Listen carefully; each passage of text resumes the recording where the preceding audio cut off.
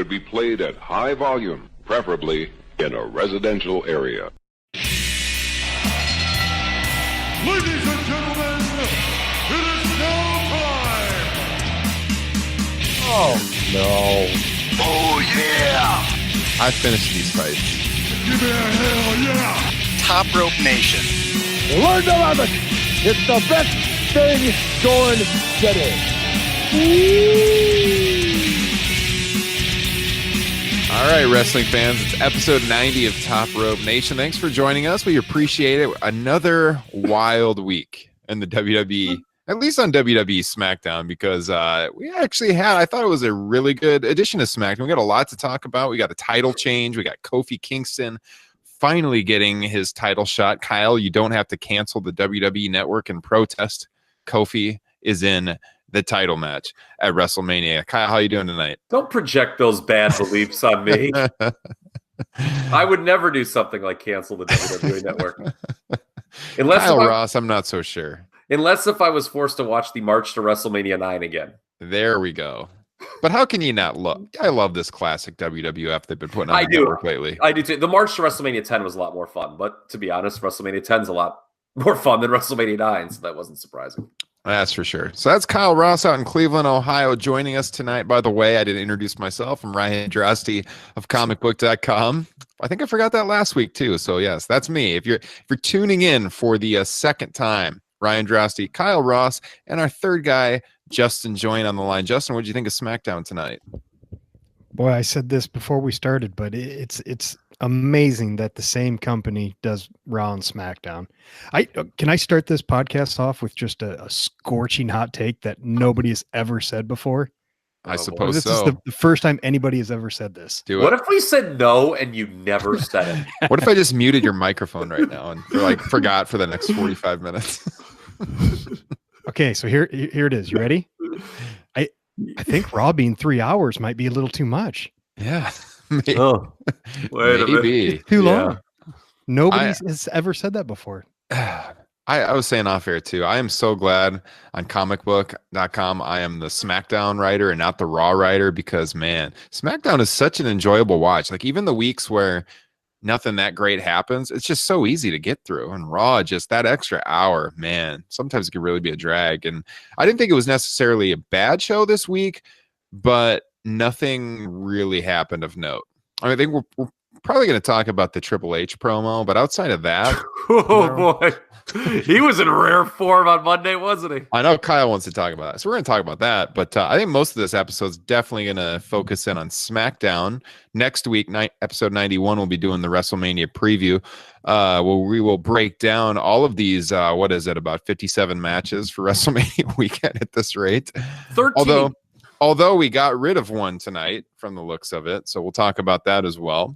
And I did want to say before we get going here, we are streaming live video right now. It's Tuesday night. SmackDown just went off the air. We are on patreon.com/Top Rope Nation. So guys, if you're not on our Twitter page and you haven't heard about this, if you just subscribe and you listen every week, we do live stream our shows every week, or at least we put them up on demand on our YouTube page. And quite honestly, it's a ton of work to edit that video and throw it up every single week. And so it kind of got to the point where I thought, is it worth doing the video feeds of the show? Do most people listen on audio? And honestly, most people listen on audio, but we have a pretty dedicated audience to tune in every single week on YouTube. And so I kind of decided, we originally did this with the video feeds, and then we went to putting up every single video every week. We're rolling it back now. So every week we are going to be live on Patreon. If you want to tune in live, see us record the show, join the chat room, kind of influence the direction of the show, you can join our Patreon page. It's only $1 per month to unlock this benefit. You can watch us every single week. Plus, you get the show earlier than the general public. You know, for example, we are recording this Tuesday night. I'm not posting it till Thursday morning. So it's going out to the world Thursday. If you're a Patreon supporter, for a measly $1 a month, you can hear us 2 days early. Get the live video feed. See Kyle Ross in all his glory right now. He's had a few beers tonight. Justin and myself, I'm partaking in a drink right now. Kyle's taking his clothes off right now. I don't even know what's going on. Kyle, put your there. clothes back on. It's like Shawn Michaels, 1995. He's taking out the sequin hat. My God, is that assless chaps you're wearing, Kyle? Goodness gracious. This is quite the broadcast. Are there any other kind of chaps? I don't know. Is there? I'm not an expert. I know the Shawn Michaels chaps, and they definitely have the backside removed. Along with the vest. So if you have a vest, Kyle, if you can put that on tonight, I would greatly appreciate it. So our Patreon supporters get their money's worth. But yeah, patreon.com/Top Rope Nation. We also have a $5 tier, $10 tier that comes with, you can get like a Top Rope Nation sticker, a free t-shirt, exclusive content. We talked about this on the show before. We've got the Top Rope Nation Classic Series that we are going to be getting back after if enough of you sign up, where we review old shows in the past. We've done SummerSlam 91, SummerSlam 97. Those are only available on Patreon. So if you like the nostalgia talk, that's for you. But like I said, just $1 a month, you can get the show every week early with video, and that is the only way to get the video at this point. I think we might do some, live pay-per-view post shows here and there. We'll stream that to the world. But as far as the weekly shows go, it's audio only for everyone else. If you're on YouTube right now, you could be listening to the show, but it's just a static image. There's no video. So if you want the video, patreon.com/Top Rope Nation.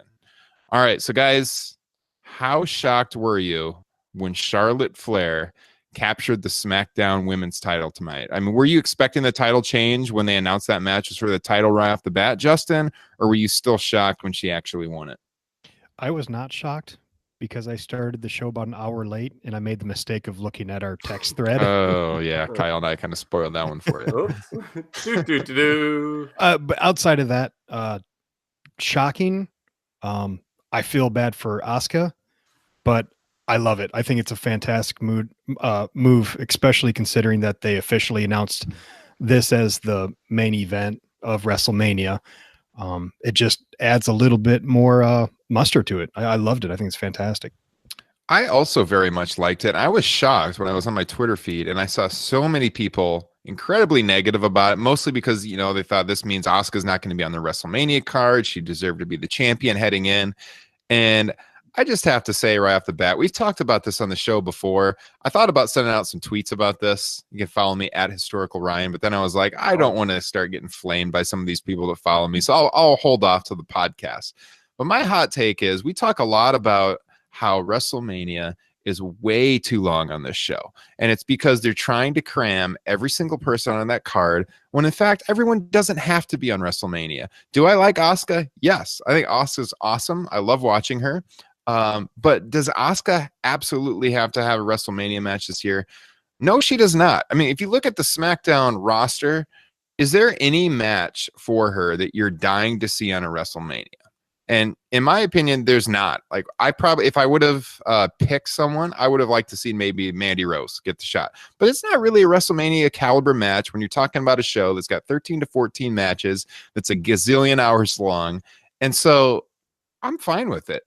Put the title on Charlotte Flair. You got both titles in the main event. They didn't really clarify if it's going to be possible to unify the titles or not, so it might not be.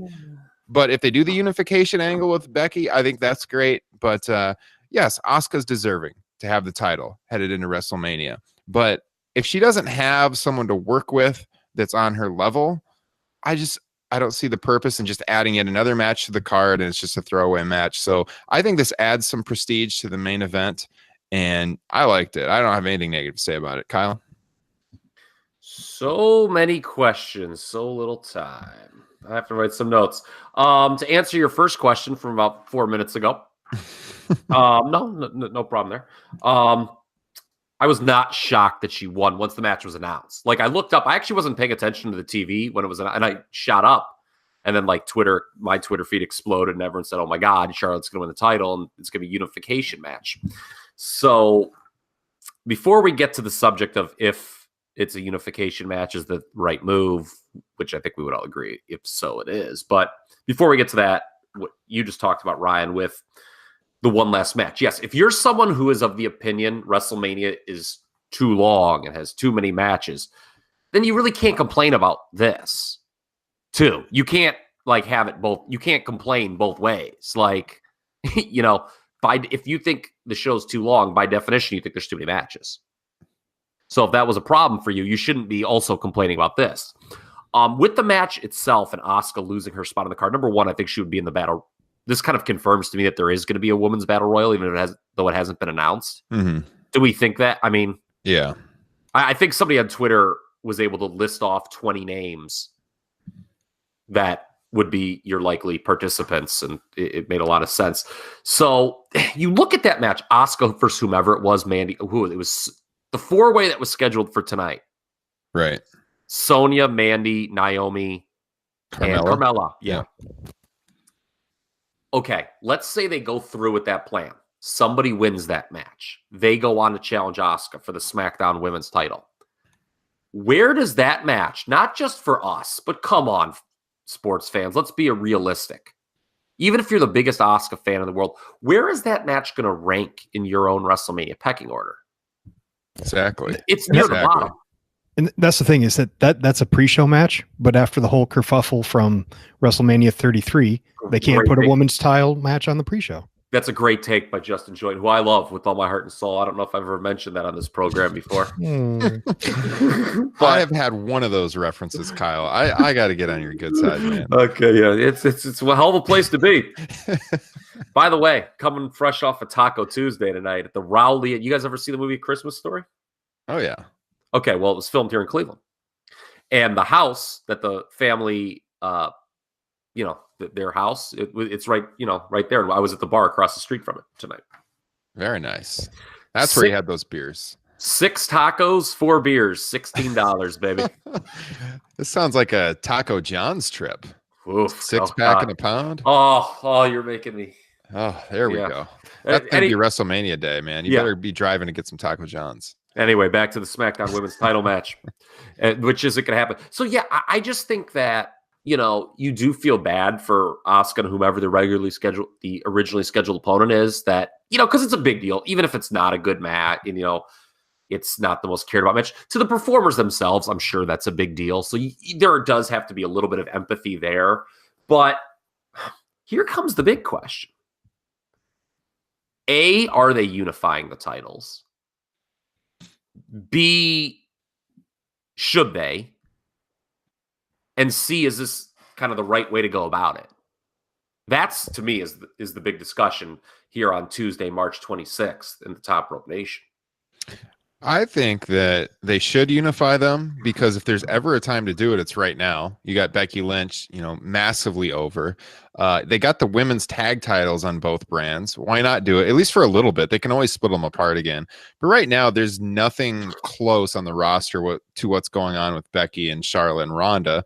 So, to be honest, if they don't have the unification possibility, then I'm a little more negative on Asuka losing the title, because I know it still adds some prestige to have like both champions in this match. But if there's not the possibility that Becky can hold both titles up, or someone can hold both titles up on April 7th, then I don't really see the purpose of having the title switch.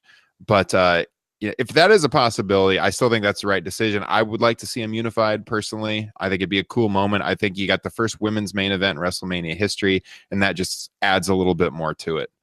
Justin, your thoughts, and also what would your reaction be if there is no unification possibility? I'm actually fine with that. If I had, would have to bet on it, I don't think there's any chance it is a unification match. My God.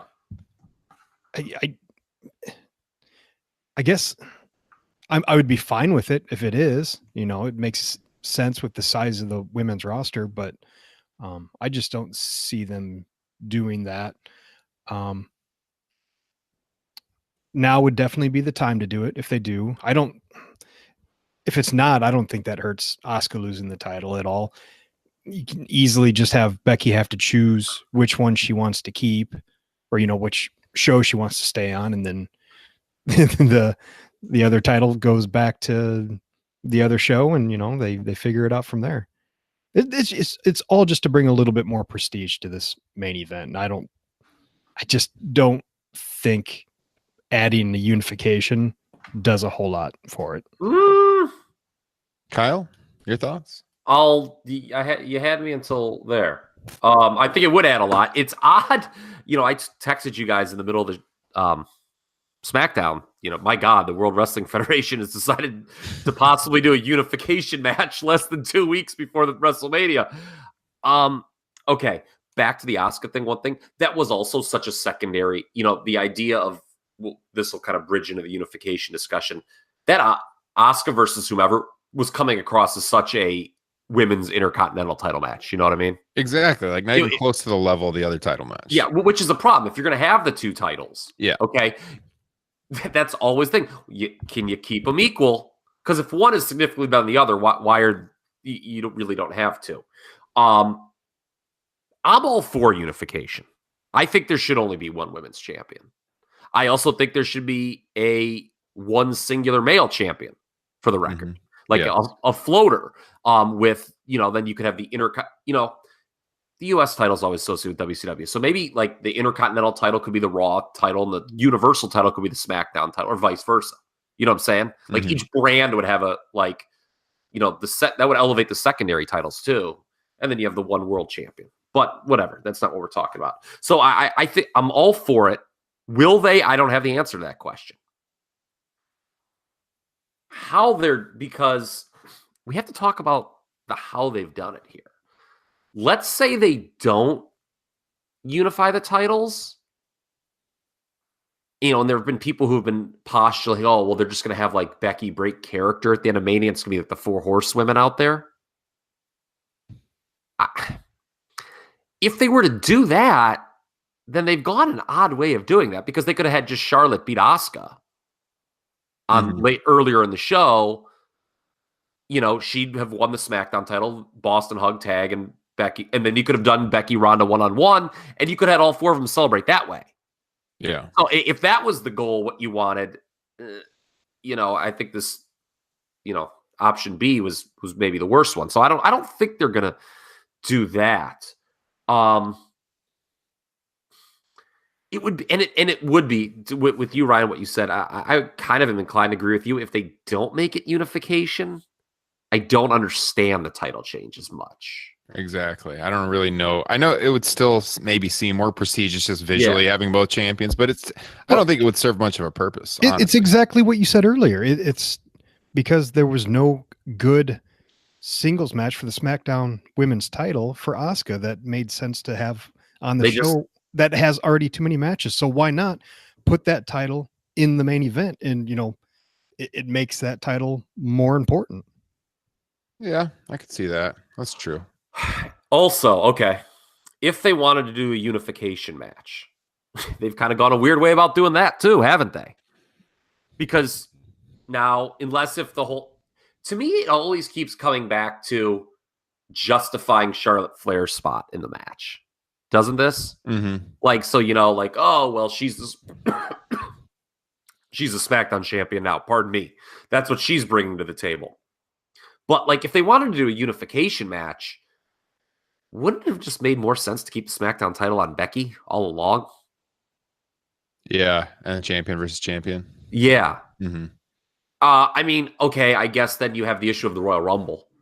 Like, okay, well, what was that for then? Well, this is just indicative of a lack of long-term planning. We think that, and by the way, I think, there have been a lot of people who have made the point that Meltzer, when he's not clued into the direction, does that have an effect on his evaluation process? I agree with that take, by the way. Mm-hmm. So I don't know. We'll also, like, people who want to give these hot takes about, oh, this is so wrong. Oh, this WrestleMania. I saw Dave Shearer on Twitter, by the way, talking about Dave's. Oh my God, some of the shite takes I saw from him were absolutely abhorrent today. But you don't know until Mania's over, right? Think about WrestleMania 13. When Meltzer, again, not to pick on him, but I will, at least for a brief moment. He talks about, oh, there's never been a Mania like this, where the planning was just all thrown up there. WrestleMania 13. When Shaw loses his smile, that changed everything. Yeah. And think about it. Now, I also texted you guys about, in the pay-per-view era, they never could have got away with this kind of booking. This is, when we talk about 2019 a lot on this show and how bookings changed, it's the network has changed so much. You could not do this up until the gun, mass confusion in the pay-per-view era. Yeah, not when you're asking people to pay $60 out of pocket. Yeah, because you risk losing people who haven't figured it out. But, Mania 13 was the lowest bought Mania of all time, for the record. Like, it wasn't even close. And going into that, you'd probably be like, oh, God, WWE, they're low. I mean, Uncensored did a better buy rate that month, for the record. But look what came out of WrestleMania 13 is my point. Mm-hmm. And so, arguably the greatest wrestling match of all time. So to me, because we're in this we all have podcasts now. We're all on Twitter. Everyone wants to just, either label Raw, SmackDown Weekly on it was the greatest thing since sliced bread, or it was shit. Well, they've got three potential big baby faces coming out of WrestleMania, and how they look. Speaking of Becky Lynch, Seth Rollins, Kofi Kingston, how they look 3-4 months. 6 months, 9 months next year. That's when I think we can properly evaluate this WrestleMania.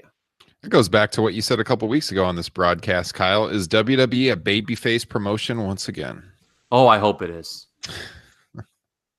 So I thought I don't want to completely pivot away if you guys have more thoughts on this, but I had a thought come up when you were talking about the two titles, the women's titles, and how one was kind of outranking the other. I feel like with the men's titles, this is one of the first times in recent memory, at least to me, where the WWE Championship has clearly been more interesting and has more momentum behind it than the Universal title match when Brock's actually been on the show. Would you guys agree? Like, I don't think it's even close at this point. I would have thought going in that Rollins Lesnar would have a little bit more momentum, but it's kind of stalled in recent weeks. And obviously Kofi's super hot right now, but they're always going to position Brock late on the card. But this Kofi Bryan match is clearly the match with more momentum right now. You guys agree on that one? Go ahead, Justin. Yeah. I think storyline wise and hype, I kind of think Kofi Bryan is the actual main event of the show. Having said that, I think it'll probably end up opening the show. There's just something with Brock Lesnar now where it's almost like a feeling of dread going in. It's like, oh my God, is he going to freaking win again? Or are they going to keep this title on him for even longer? So it almost hurts the excitement of the match a little bit for me anyways, especially considering the matches they have set up with. Like, I'd be shocked if all three of these baby faces, came out winners in these matches. And the only one that really makes sense to lose is Seth. So that dampens the excitement for me personally. I can't speak for the rest of the WWE universe. Yeah, I mean, that's kind of my point too, is that, for wrestling nerds like us that are hardcore into it, listening to the podcast, doing the podcast, a lot of times we've probably been more interested in the WWE title because that's the one being defended all the time. But like to, Joe Public out there who always get amped up because it's Brock Lesnar, I feel like this is the first time in a long time when Brock's been defending the title on a pay-per-view and the WWE title's been defended on a pay-per-view where unequivocally you could say the WWE title match is the one with more heat right now. Like, can you guys think of a time when that would have been the case in the last year? Kyle? You'll have to give me a second. I do agree with you, your premise that the WWE title match is absolutely hotter right now than the Universal title match. And you know what's interesting about that? All this hand-wringing going on about, WWE and this, kind of pull the rug out from under the fans style booking. With Kofi and Bryan, non-traditional. Oh, they're waiting the last minute to make the match. What does Vince McMahon have against Kofi Kingston? Which is an interesting point. That really wasn't, I'm not sure if that was adequately ever explained. Like why Vince just conceded today. Mm-hmm. But anyway, by getting back to your point, Universal, the irony is you've got all this hand-wringing about this new style booking, right? Well, that match is hotter than the Universal title match, which has had the most traditional booking there ever is. Seth wins the Rumble, picks Brock Lesnar. And they did it. And that match has been set up for what? How long? 2 months at this point? It'll be two. It was the first match announced for the card, right? Maybe that's part of it, is the build's been too long in this day and age with this much television.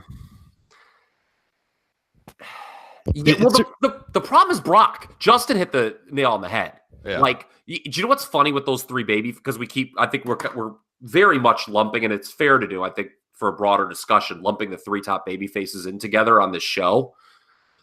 With Seth, what separates him, I wonder if you guys are going to agree with this. What separates him from the other 2, Kofi and Becky, is it's not so much like I'm really pulling for Seth. Like I really want Seth Rollins to be the Universal Champion. It's just that I just want Brock Lesnar to go away. Yeah, for sure.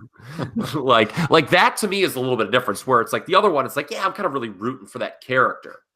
Mm-hmm. And Seth and Brock, it's just like Justin kind of said it. It's like, freaking Brock. It's just kind of this dread, where it's, I just, the whole dynamic of him being a absentee champion just, flew the coop last year.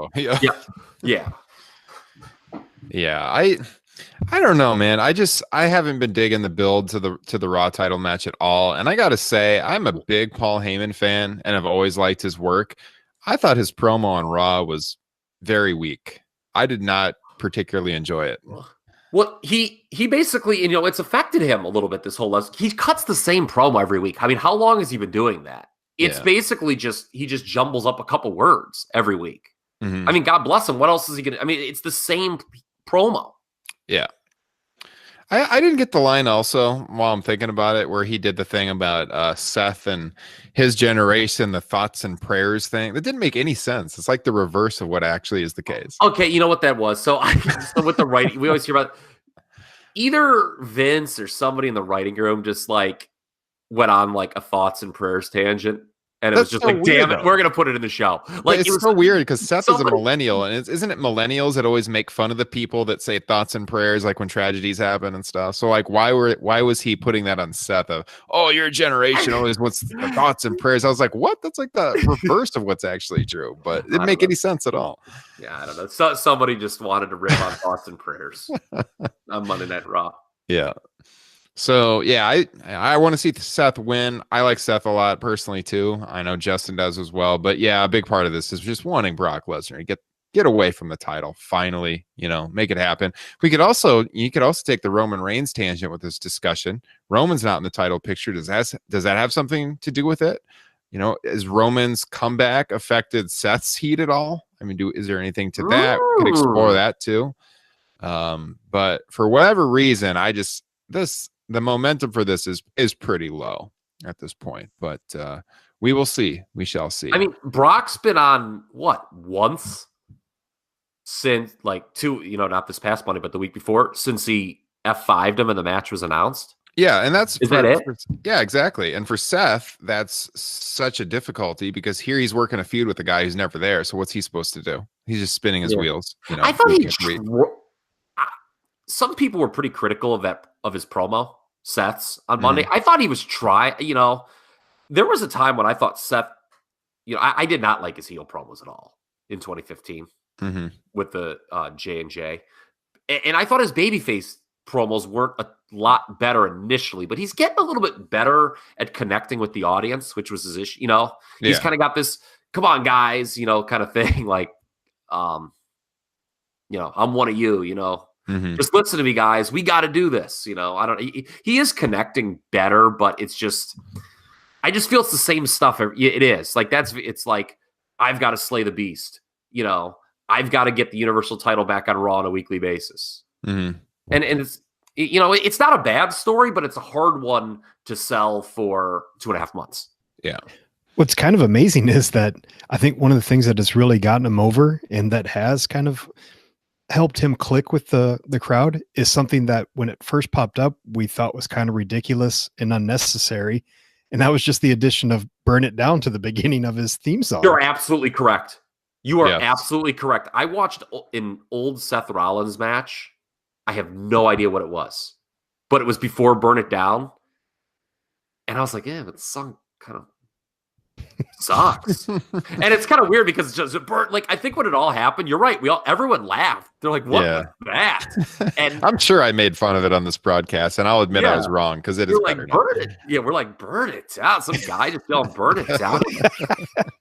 It was awkward though. It was like, what the hell is that shit? I know everyone's like, is this bad? And it's told because it gives the crowd something to chant for him. And that's big. It's caught on, in WWE canon. If you can just have that sort of built-in chant that people do for you, that's big. The mic drop was good that he did on Heyman. Yeah, I thought he was better than Paul Monday night, personally.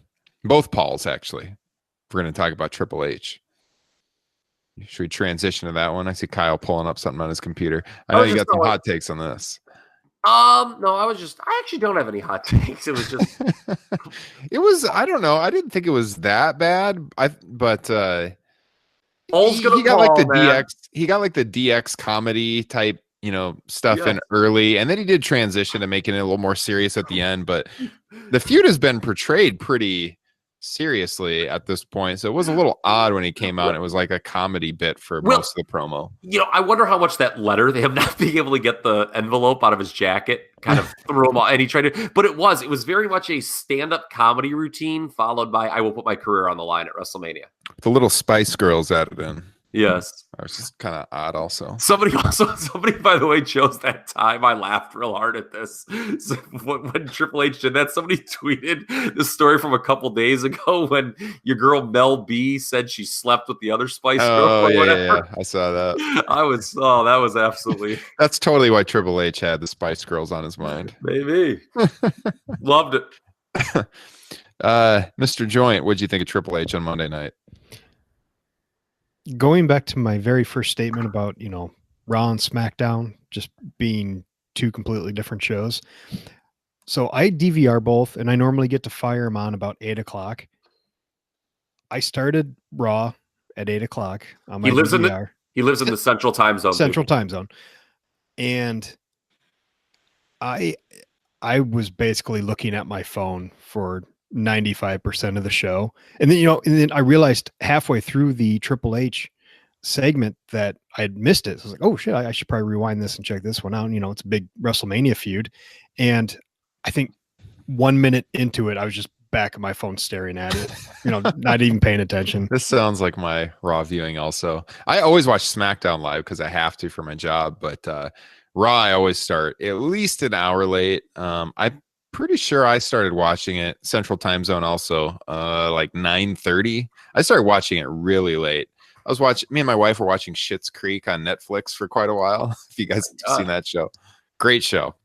But we've been binge watching that. So we watched a few episodes and I was like, I got to watch Raw, but one more episode. I can get to it later. And I think I started at like 9:30, so 30 minutes left to Raw. And I watched all of it except the last two segments last night in less than an hour. I fast forward through a lot, but and I watched the Triple H and kind of breezed through the ending with Ambrose and there at the end tonight. But my Raw viewing habits are pretty weak compared to SmackDown. I don't really miss any of SmackDown, but Raw I really just skip over a lot of it. And that's the flip side for me is I didn't touch my phone outside of your guys' text messages that ruined the Charlotte match for me. God damn. I didn't touch my phone at all to while watching SmackDown. And that was such a good, everything on that was so good, including the Miz was fantastic. Justin Joint, though, I gotta say, I touched myself, by the way, during SmackDown. I knew this was coming. I saw you start smiling on the camera down there. I just knew it. Did you hit your finisher? Yeah, I did. That's off the rails, Tony. What was I gonna say? I lost my train of thought. Oh, touching your phone. The old 5-star frog splash. Yeah. Meltzer gave it 6 stars immediately. The 5-star hog splash. Yeah. What was I going to say? Oh, yes, touching your phone. Justin, I got to say, though, during shows, we need to get you back on our Twitter account at Top Rope Nation because you used to live tweet during the shows all the time. You always have hilarious takes. I want to see more Justin Joint tweets on our Twitter feed.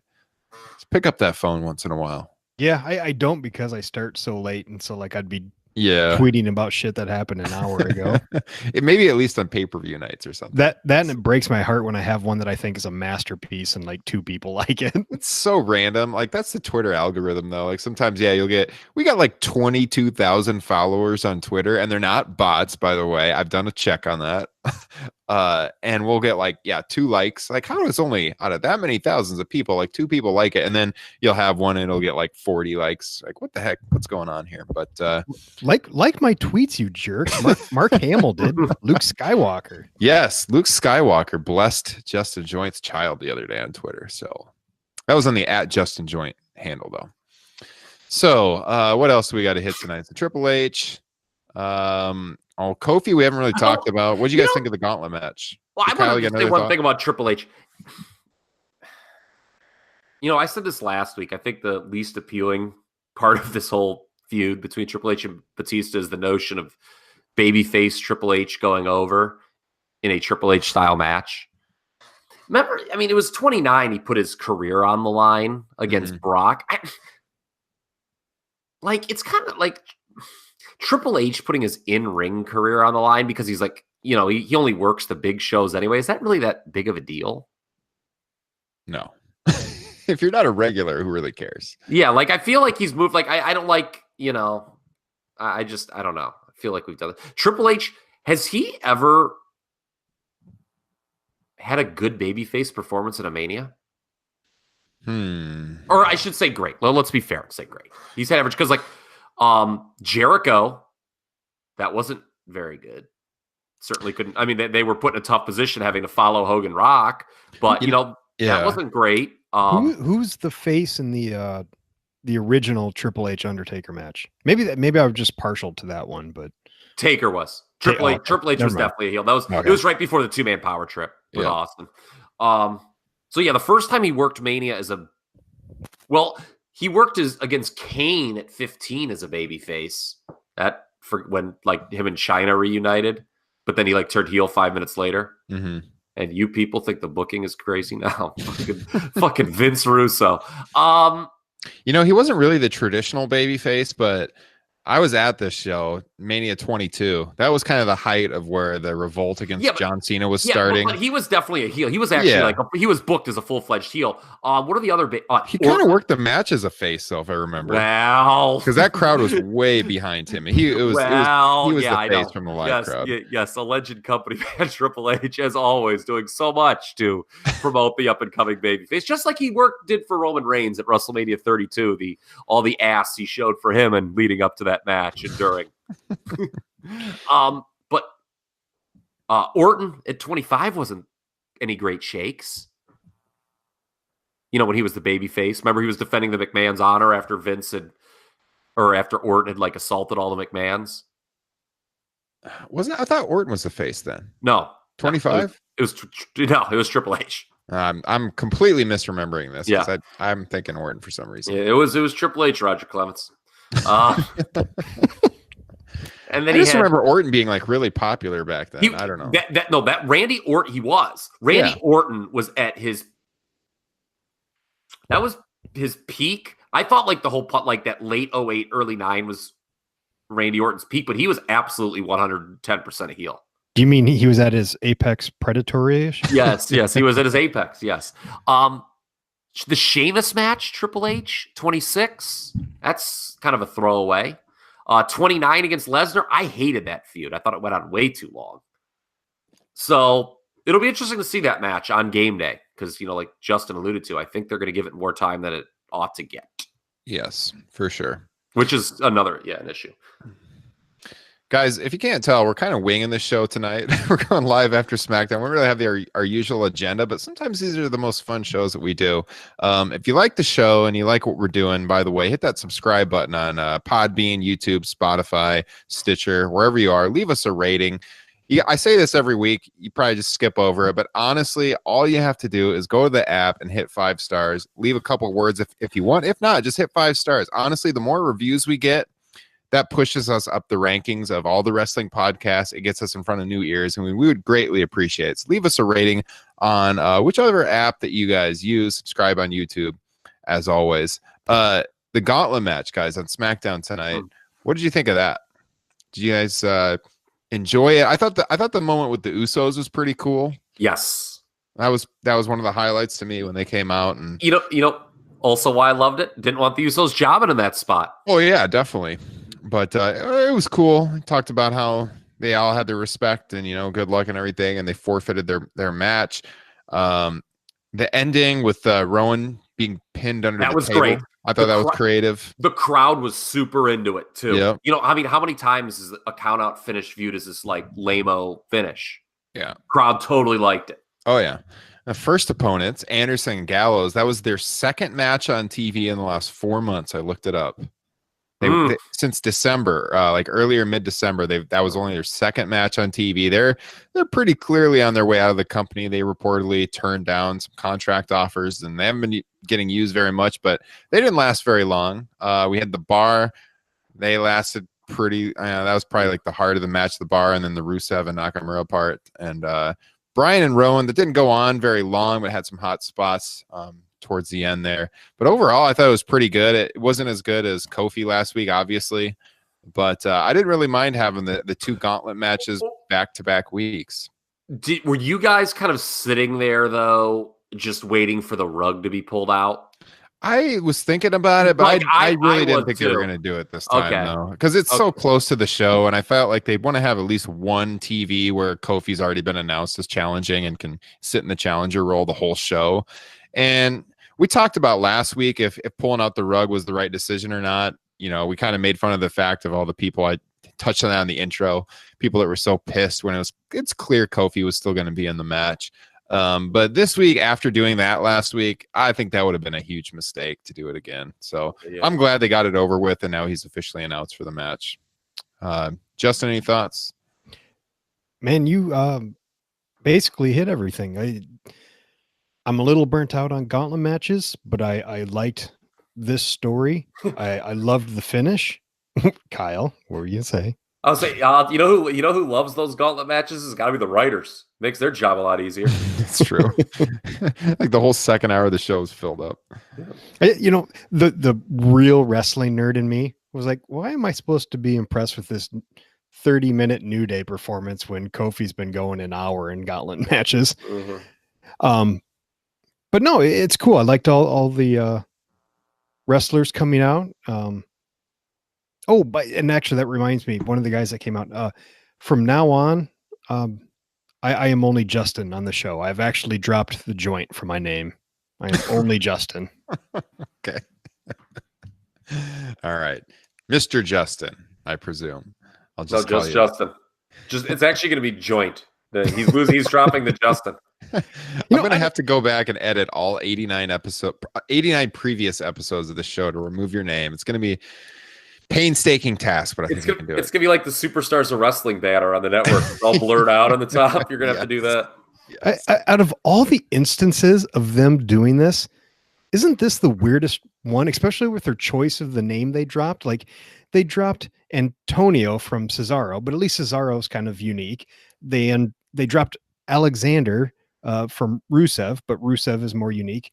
But they dropped Mustafa instead of Ali. I don't know. That's just weird to me. I'm so over it. Has there ever been an Ali in sports? Yeah, that's the text discussion we had. No one else is getting over as Ali. Jesus, yes, that's not going to happen. No, I had this discussion with one of my good buddies earlier today. I actually have just been tweeted some breaking news that all references to Muhammad Ali will be changed to Cassius Clay as a result of this. Vince McMahon has that power. Yeah, who knew? No, I actually had this discussion with my buddy Tim earlier, friend of the show, never misses a show. We appreciate Tim's support.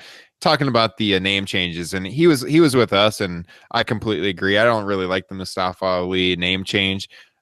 He brought up some of the other ones too, and I agree with Justin that, like, in the case of Cesaro, in the case of Rusev, those are like, they shorten them, and they're definitely better. Another one's Neville. I think Neville on its own was a better name too. Everyone complained about those at the time, though. Yeah, they did. I think they were right on those though, because I think the short Cesaro is way better. It sounds better, but I don't know about Ali. Yeah, the move here was to drop Ali and just because it's Mustafa. Not unique. Yeah, it's not a unique name. All those other ones are pretty unique names. So yeah, I'm not a fan. I know that this is all for like marketing purposes, but how do you market Ali? Ali is kind of taken. WWE. Greatest of all time, in my opinion. I watched his match against Buddy Murphy. This whole series. Look, the bottom line is they could call him Susan. And if he's still doing a good job, he's fine. So this will not be the end of his career.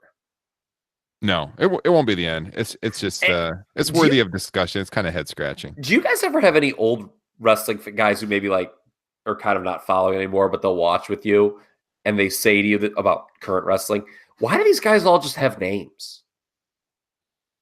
You know, like they're always like, why is it Seth Rollins? You know, like, you know, they're kind of like at, you know, I think they're, you know, oh, without the gimmicks, you mean? Yeah. It's like what? Because like a lot of times, like, oh, well, what's this guy's deal? Yeah, you know, and I'll tell you what is kind of actually people in the wrestling bubble don't want to hear this, but when you like by the sixth time, when you tell them, oh, well, this guy's a good wrestler, they're like, you know, they sort of are not really impressed by that anymore. When you say that to people, they're like, oh, it's like, okay, I guess that's still cool. I guess I don't have those kind of old men in my life. Yeah. Yeah, I think it's just the changing nature of the business. We kind of talk, you know, heels and faces and stuff, and it's not the same as it used to be. That's something they talked about some of the AEW guys recently. I think Cody Rhodes was talking about that on Twitter, that the old heel face dynamic doesn't really exist anymore, and that, you know, he's just Cody or something like that. Which there's something to be said for that. By the way, he's just Cody.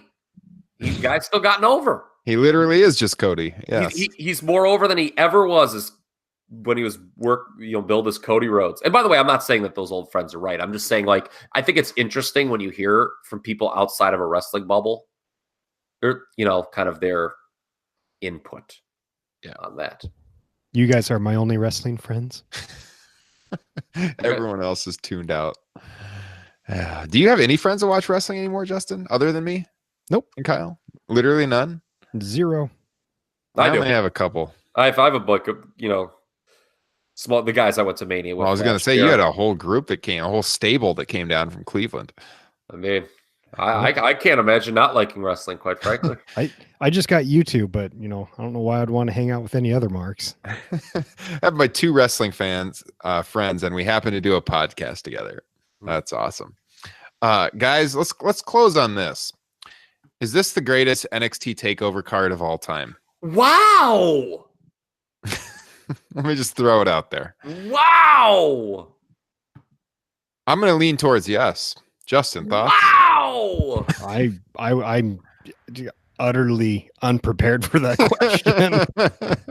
And I'm going to say, I want to say no, only because of Tommaso Ciampa's injury and just the randomness of the world title match. I think Walter Dunn is going to be amazing. I think the tag team match, some of the luster of that is taken away from the fact that they've been main roster. The women's match is a 4-way, which I don't think you can put up against the women's match from last year. So no, I think I'm still going to go the New Orleans one that I luckily missed while I was in New Orleans.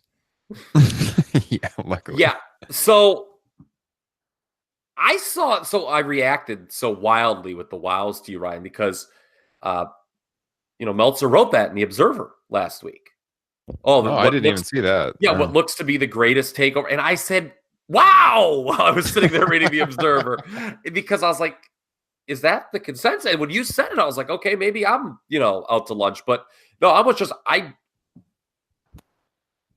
not saying I'm not looking forward to it, but you know me. I mean, I've been kind of vocal on this show that the weekly NXT TV show, I think, has not been as great as I think it should be the last few months. So, I think a lot of people don't actually watch. I think, again, we talk about WWE TV, how it kind of hurts the big cards sometimes just by being so much of it. I think there's a whole group of people who are just like, they just see the card for TakeOver. They're like, this is sweet. And, maybe that's better to enjoy TakeOvers, not to watch NXT TV. Maybe you just look at the card, say, this is going to be sweet. I will say this. Riddle and Dream worked for the first time last Friday on the Florida Loop, and the match was very well received.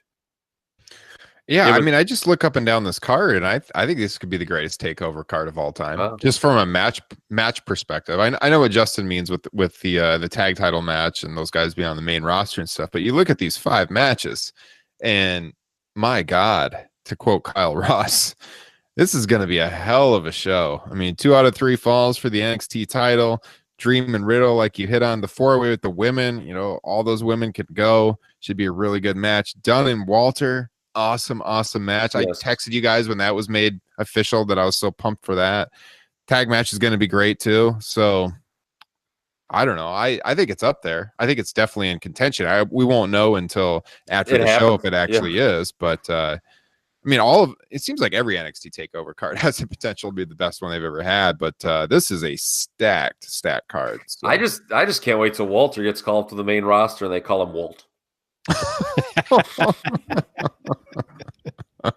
That's awesome. I hope they actually switch it up and give him a last name or something. Mathau. Walter Matthews. Yes. Oh man. All right. You guys have any other things you wanted to hit this week before we take it home? I didn't really ask you guys for topics before we headed in the show tonight. So no, I was wondering about that, and I just figured we'd go by the seat of our pants. Yeah, it worked. I mean, I think they were pretty self-explanatory. So, is it going to be? I guess to go back 50 minutes or so, or whatever, an hour. Are we betting that it's going to be that Becky's going to goad Ronda into putting her title on the line, and they're going to do a unification match? Or Charlotte, you mean? Yes. I'm sorry. Yeah. I don't know. I really hope so, because I really do think that if they don't do the unification match, it's kind of a wasted opportunity. So we'll see. I would lean towards that happening, but at the same time, I wouldn't be shocked if they don't do it. But I feel like it's the more likely outcome, because to me that makes the most sense, makes the match more prestigious. So Justin, and it justifies the 3-way too. Yeah, Justin, you said you don't think it's going to be unification. No, so. I can about guarantee it won't be a unification match, but both titles will be on the line. I got one more topic, because this was sent in. Hold on. Now, oh boy, have we gone down a road? That's very interesting. Well, no, because Becky's got to pin Ronda regardless, right? No. Charlotte's eating the L on this one. Ronda's the new Brock Lesnar. Even if she's going away for a year or two, she's not going to lose at WrestleMania. That would be a really weird way to do it, though, if you think about it. If the SmackDown title's not on the line and it's not unification, to have the SmackDown that's the thing. Yeah. And then the Raw title change, that would be odd. So I was getting to Justin's scenario that both titles would be on the line, but it's not unification. Well, if that's Becky's got, because Ronda is, unless if the fake news, enemy of the people, is lied to us again.